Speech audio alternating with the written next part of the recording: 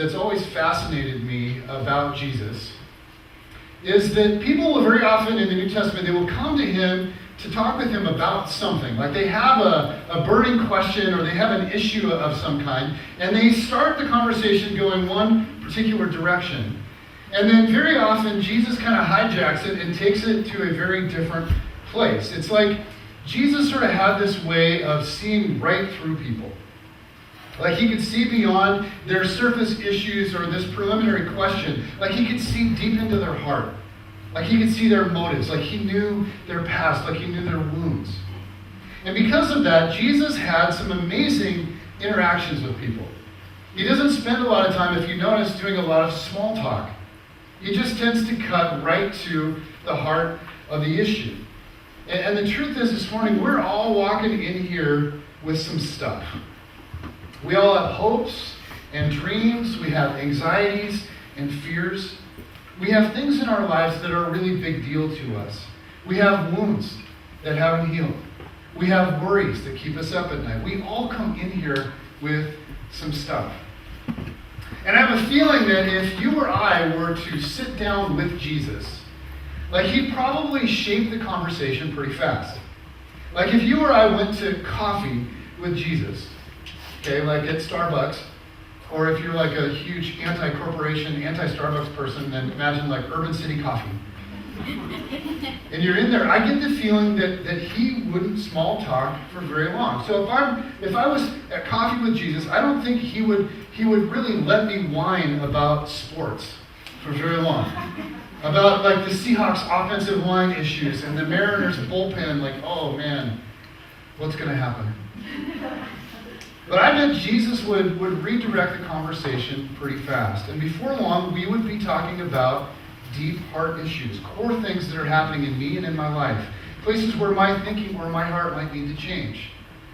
And I get this sense because this is what we see Jesus do with people over and over. And I think he did this because he deeply loved people.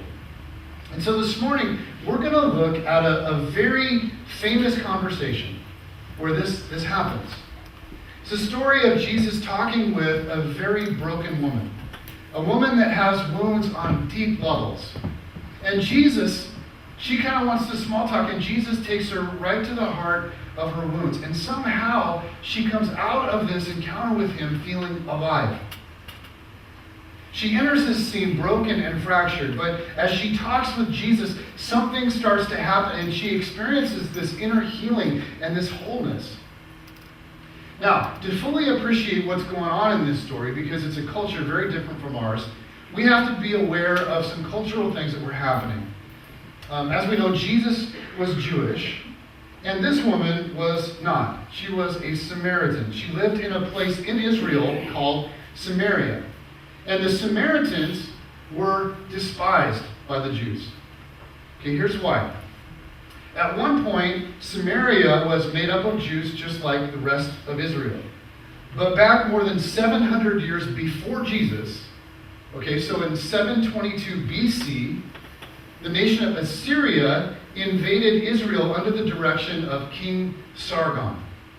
And that doesn't really matter who the king was, I just love the name, Sargon.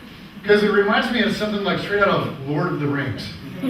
Like Frodo, once you get past Sargon, you must take the ring to be, to the fires of Mordor.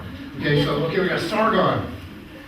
More than 700 years before Jesus came on the scene, 722 BC, Sargon conquered the northern part of Israel, including Samaria. And what he did is he exiled many of the Jews that lived there.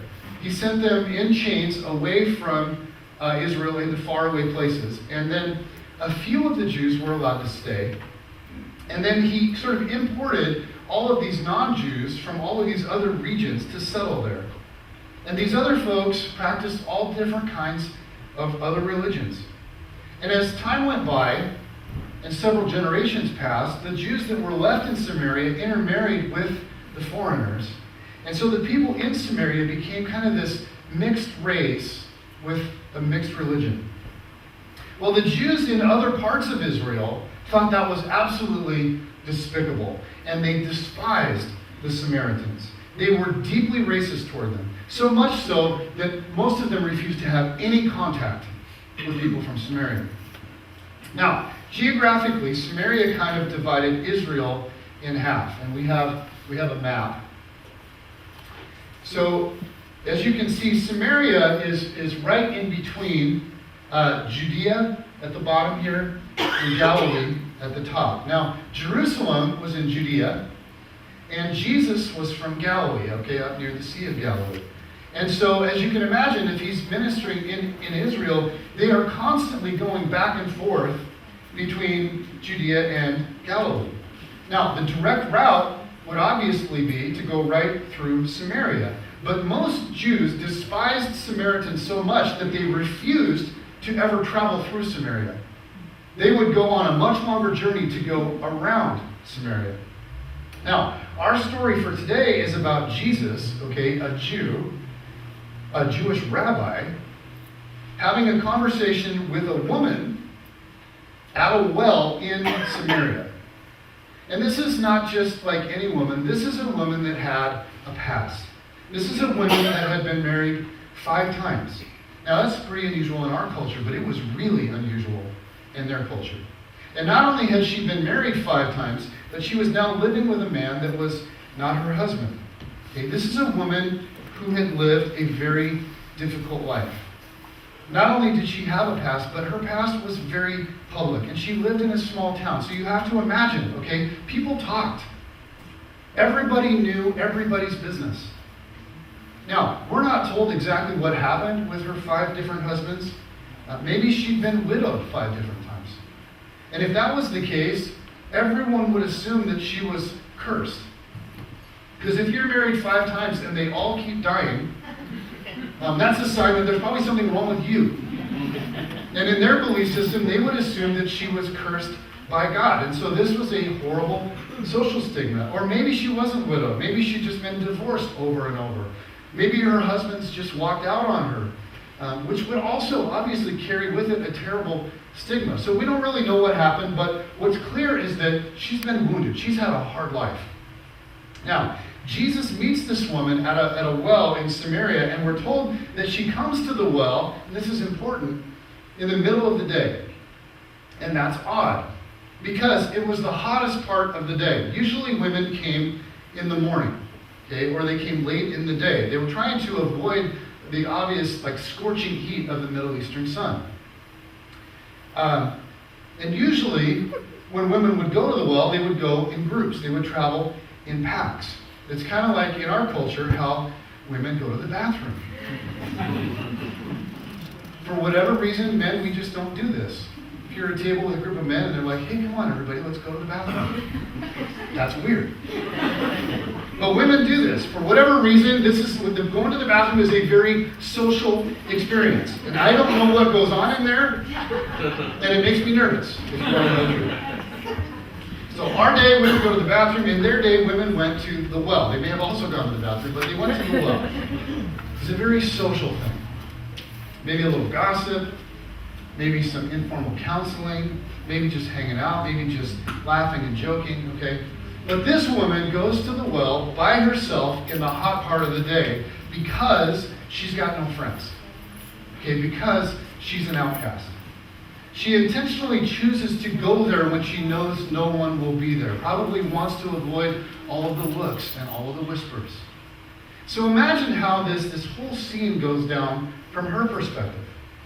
She leaves town and makes her way to the well of Jacob. Okay, it's extremely hot. She's all alone. It's like every other day. But this day, she looks down the road into the distance and she sees a group of 12 men headed her way. As she gets closer and closer, she realizes those are Jewish guys. She's like, whoa, that's weird. Because it's the 12 disciples. And they're walking from the well toward town because Jesus had sent them into town to buy food, and she's heading from town toward the well. And I imagine that as she passed by, there was probably no interaction, probably very tense and uncomfortable. I mean, that she was uncomfortable, the disciples were uncomfortable, everybody just sort of kept to themselves, moved over on the road, very little eye contact. And then when she gets past the disciples and past all of the dust that's been kicked up, she looks ahead to the well in the distance, and sitting at the edge of the well is a figure of a man. And she has no idea what's about to happen. And here's what's utterly amazing about this whole encounter. Everything in this story seems to indicate that this is not a chance meeting that Jesus just happened to stumble into. Okay, let's start this story. This is John chapter 4, verses 3 and 4. It says, so he, talking about Jesus, so he left Judea and went back once more to Galilee. Okay, now it says, he had to go through Samaria. So Jesus is traveling with the disciples, as we saw them out from Judea to Galilee.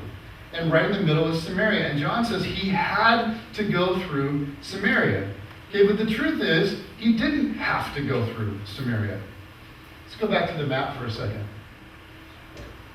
You could go to Galilee from Judea by going around Samaria, which was normal for Jews. But John says he had to go through Samaria. Now, scholars don't know why John writes that, but here's what I think is going on. The book of John was written by Jesus' disciple, John.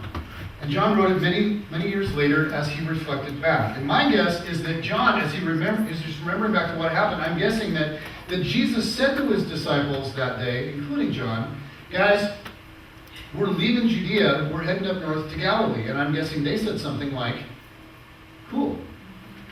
But as they headed north, Jesus did the weirdest thing. He chose to take the route that went straight through Samaria. And so I imagine the disciples are kind of like grabbing him and saying, Jesus, you don't want to go that way. Okay, that's going to take you through Samaria. Those people are defiled. They've distorted the truth about God. They don't worship at the temple in Jerusalem. They worship in the wrong place, and they're all a bunch of half-breeds. And if we go through that icky place with those icky people, their ickiness is going to rub off on us. Okay, we'll be defiled. So Jesus says something like, guys, I'm going through Samaria. I must go through Samaria. So John remembers back and he writes that Jesus had to go through Samaria. Okay, verses 5 to 8. So he came to a town in Samaria called Sychar, near the plot of ground Jacob had given to his son Joseph. Jacob's well was there, and Jesus, tired as he was from the journey, sat down by the well. It was about noon. When a Samaritan woman came to draw water, Jesus said to her, will you give me a drink? His disciples had gone into the town to buy food. Now, when this woman walked up to the well, she was not expecting Jesus to talk with her. In fact, she's totally confused. She's trying to figure out, what's with all the Jewish guys I've seen today? And then why is this Jewish guy sitting here all by himself? She's probably looking down, avoiding eye contact. But Jesus, he breaks through all that awkward silence, and he looks straight at her and he says, will you give me something to drink? Now, she doesn't answer his question because she's in shock. She's absolutely stunned that he's even asking the question. Why would he even talk to me?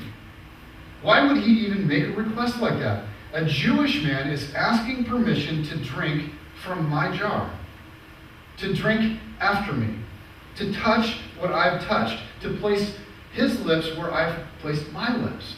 She's like, that's crazy. See, his asking her for a drink wasn't so much about her serving him. It was actually the exact opposite. What Jesus is implying is this. See, I see you as one who's worthy to drink after. I see you as someone who's valuable. I see you as someone who's beautiful. I see you as someone that I can connect with. It says verse 9, the Samaritan woman said to him, you're a Jew and I'm a Samaritan woman. How can you ask me for a drink?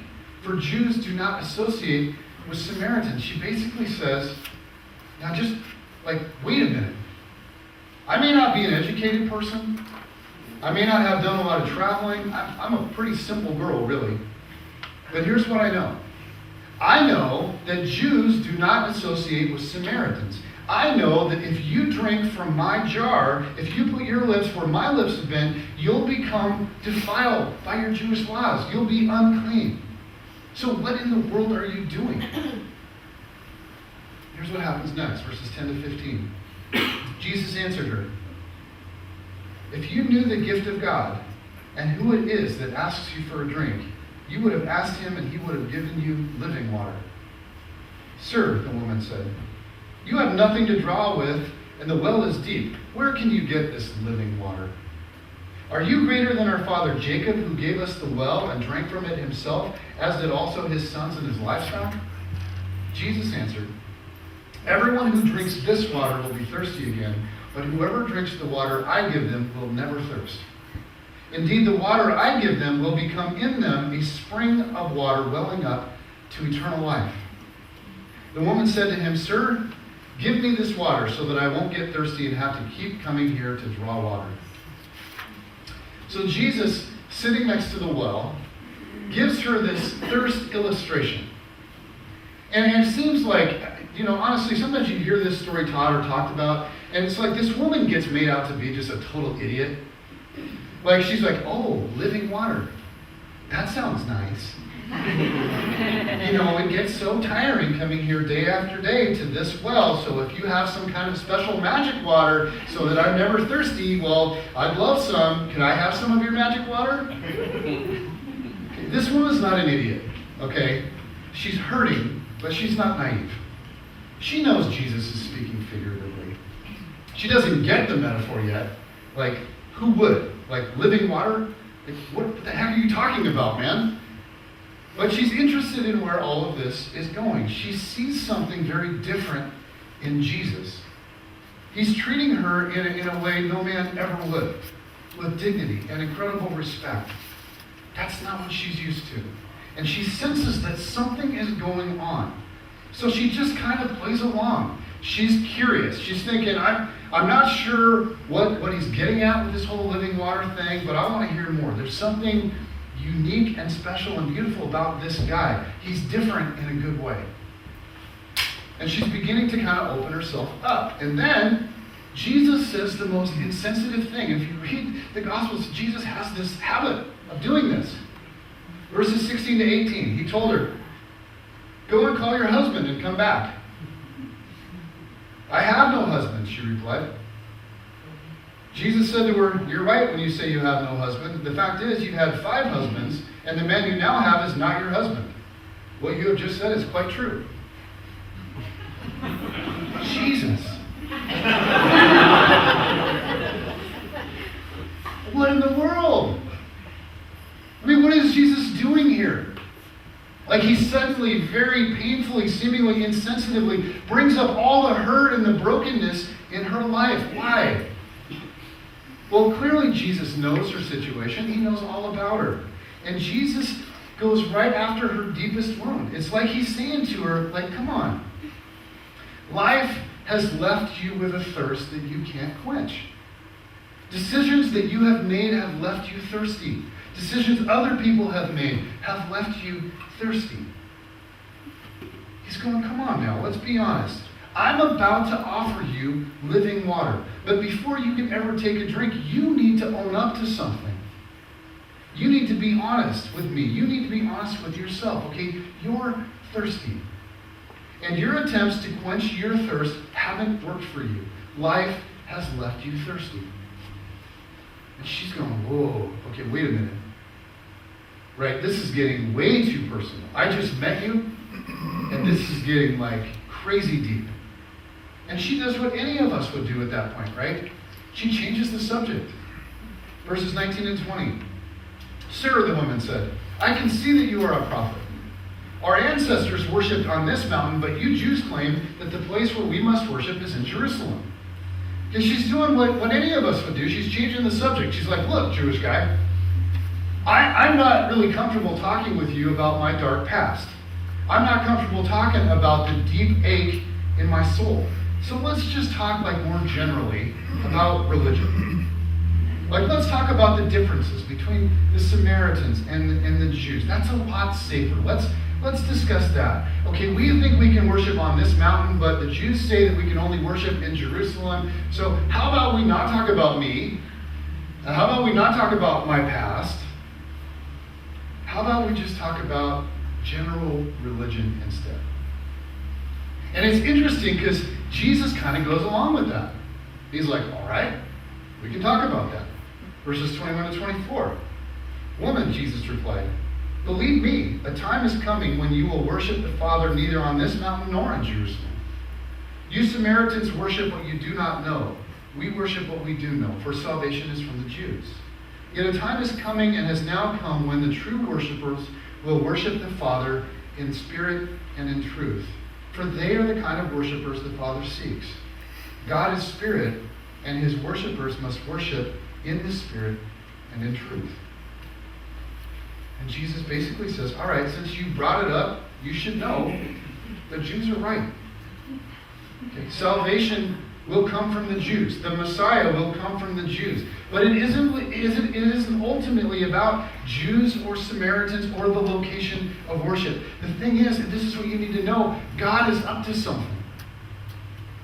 He's about to invite the whole world back to himself. He's going to pour out his spirit like a river, and people will learn to worship God from anywhere. And none of what you're asking about will even matter. And I think that she decides at this point to sort of wrap up the conversation. So look at verse 25. The woman said, I know that Messiah, okay, John says called Christ, is coming. When he comes, he will explain everything to us. And she's like, okay, let's be done with this. There's really no point in us, like amateurs, debating this. Someday the Messiah is going to come and explain all of it, so like, see ya, I'm out of here. She's uncomfortable. She's trying to wrap up. Verse 26, then Jesus declared, I, the one speaking to you, I am he. And I love this. Just kind of, for some reason, every once in a while, Jesus sort of does the Big Yoda thing. I, the one speaking to you, and me. Sorry. Anyway, something about this whole thing, she knows that it's true. Something is resonating within her. She's thinking back over the last several minutes. She's thinking back over the whole conversation. The way that he looked at her, it was different. It was pure. The things that he knew about her, that there's no way he could have known. Then you look at what happens then with the rest of this story, verses 27 to 30. Just then his disciples returned and were surprised to find him talking with a woman. But no one asked, what do you want, or why are you talking with her? Then, leaving her water jar, the woman went back to the town and said to the people, come and see a man who told me everything I ever did. Could this be the Messiah? They came out of the town and made their way toward him. So she runs into town and she tells everybody about Jesus. And even though she had this horrible reputation, there was something compelling to the townspeople about her testimony. And the people did. They went out to see Jesus. Okay, verses 39 to 42. Many of the Samaritans from that town believed in him because of the woman's testimony. He told me everything I ever did. So when the Samaritans came to see him, they urged him to stay with them, and he stayed 2 days. A Jewish rabbi staying in the homes of Samaritans. Shocking. And because of his words, many more became believers. They said to the woman, we no longer believe just because of what you said. Now we have heard for ourselves. And we know that this man really is the Savior of the world. Now to me, this is such a powerful story. And it rings so deeply true. Because there is a thirst in all of us that goes so much deeper than any physical thirst. And we try everything that we can think of to quench it. Maybe we try relationships. Maybe we try being successful. Maybe we try having a lot of nice stuff. Maybe thrill-seeking. Maybe we try being like dark or dangerous. Maybe we party a lot. Maybe it's some mood-altering substances. Maybe we switch careers. Maybe we switch cars. Maybe we switch spouses. And then maybe more stuff, maybe new experiences, maybe a new spouse or some new love interest, or we think, maybe the next deal or the next promotion will give me what I'm looking for. Maybe some more substances, maybe some new thrills, maybe a third career, a fourth career, maybe a new house. But maybe the answer isn't like more of the same. When you think about it, like how much sand does it take to quench your thirst? And the truth is, no amount of sand will ever quench your thirst. Sand, what it does is it compounds thirst. It amplifies it. And what many of us do is unknowingly, because we don't know better, is we take things that are like really good in and of themselves, and we try to get them to satisfy in ways they were never intended to satisfy. And the thirst remains. So maybe we try some things that aren't so good, that aren't so healthy. Unhealthy relationships, substance abuse, unhealthy work habits, trying to pursue money or success or trying to get people to notice us. Maybe we forsake our morals in the pursuit of something. Maybe we try something destructive. Maybe it's a risky new relationship. Maybe a whole slew of new relationships. Maybe it's something spicy online. And we end up trying to meet a legitimate longing in illegitimate ways. And it's just like we're drinking sand. It's just more sand, more sand, more sand. And the thirst just compounds. In fact, here's my guess. If I were to invite any of you to come up here and tell us about the chapter in your life that you most regret, my guess is that it would be a story about an attempt that you made to quench a legitimate thirst that you had in a very destructive way. And not only did the thirst not go away, but because of bad decisions that you made, your life just got way more complicated. You came away thirsty.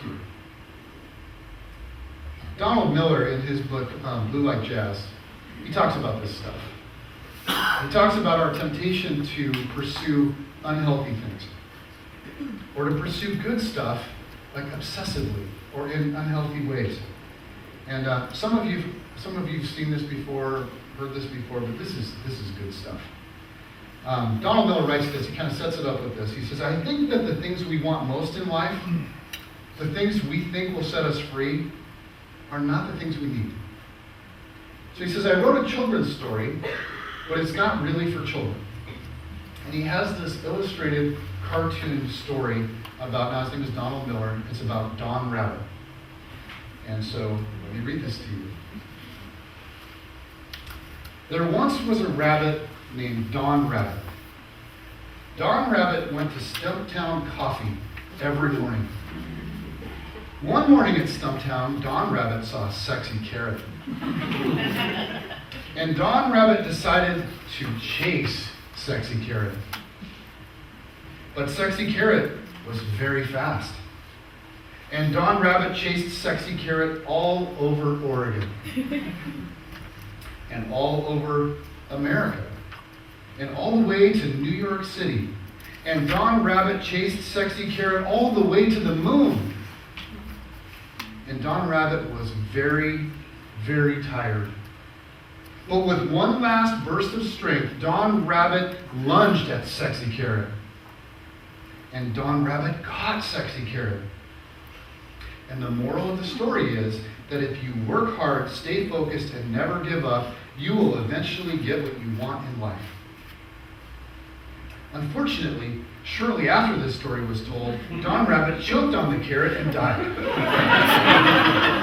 So the second moral of the story is, sometimes the things we want most in life are the things that will kill us.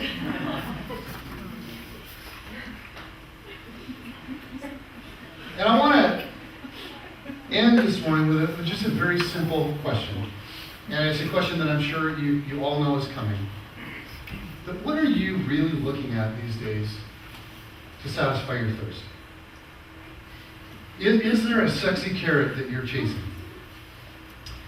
Because according to Jesus, we've all been created with like this God thirst in us. And because of how we've been wired by God, nothing else can ever satisfy that thirst. You can try success, you can try material stuff, physical relationships, edgy, spicy stuff. But in the end, Jesus is saying to every one of us, okay, come on now, be honest, you're thirsty. There's an emptiness inside of you that nothing else has satisfied. So come to me and drink. You'll find water for your soul. You want people to love you. You want people to respect you and admire you and believe in you. But guess what? They never will. Not fully, not purely, not the way that you want. But you know what? Jesus says, I will. I know exactly who you can be. I love you. I admire you. I believe in you. You want to find some purpose and adventure for your life? Come to me. I want to guide and empower you to do things you could never imagine. Supernatural things. It'll blow your mind. If you let me, I'll fill you with vision and strength and wisdom. I'll actually place you in situations. I'll arrange your life so you can do stuff that really matters. If you follow me and listen to me and obey what I command, I'll guide you and I'll lead you and I'll fill you. And you'll see the power of God unleashed in and through you. Do you feel an ache of guilt or regret? Then come to me and drink. I paid for all of your sin when I laid down my life for you. Yeah, you've messed up, but because of what I've done, you are completely covered by grace. I'll never bring up your stuff again. From now on, you are a new creation, created in me to do incredible things that God's prepared in advance for you to do. Maybe you have fears about what's coming down the road. I don't promise to make it all easy, make it all go exactly the way you want. But I promise that I'll be with you through it all. I'll never leave your side. And right now, I am preparing a place for you in my Father's house. And one day I'll come for you, and we'll be together, and you'll see me face to face. And from that day on, there will be no more struggle. There will be no more pain, no sense of angst or discontent with the world that sometimes plagues you. It'll all go away because I'm making everything new. So trust me, Jesus says, come and drink. And really, it's an incredible offer that Jesus is making because he's the living water. And so I just want to ask you, what are your eyes fixed on these days? And can it really, truly, provide you with everything you need, everything you're looking for? Now, for many of you, you're here, you've been walking with, this is not a new thought for you at all. Maybe you follow Jesus for a long time, but and deep down, you know, because you've experienced it before, that there is wholeness in him. But for some reason, lately, if you're honest, you've been looking elsewhere. You started to pin your hopes on something else. You're taking your eyes off of Jesus, and you're finding that you're becoming thirsty. And if that's you, I just want, what is it that's got your attention these days? And maybe it's a good thing, but it's just got too much of your attention. Maybe there's just no room left for Jesus. Or maybe there's something way more destructive in your view. Something that really, in the end, and you know it's going to complicate your life. Something that's going to leave you in the end even thirstier. Or others of you are you're in a different place. The whole idea of coming to Jesus, walking with Jesus, entering a relationship with Jesus, that's foreign to you. This is a new idea. And yet, it could be that as you think about Jesus, as you imagine him having been with you your whole life, him knowing your deepest wounds and your darkest stuff, and yet loving you and wanting you and believing in you, there's something in you when you think about that starts to come alive. You can feel it. But you don't know what to do about it. And maybe you kind of feel like the woman at the well. Jesus causes you to face things in yourself that you don't want to face. And yet at the same time, there's something about that whole process that feels right and good and true. And there's something in you that craves more. But this is all so new, and so you go where do I even start? I just want to say, here's where you start. You start exactly where you are. You keep putting yourself in places to learn more about Jesus, and you start talking to Jesus about where you really are.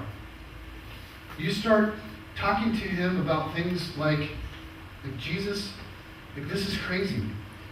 And I feel really weird even talking to you. But there's something that stirs in me when I think about you or I hear about you. I don't know how to talk to you. I don't know how to relate to you. I don't really know how to let you satisfy my thirst.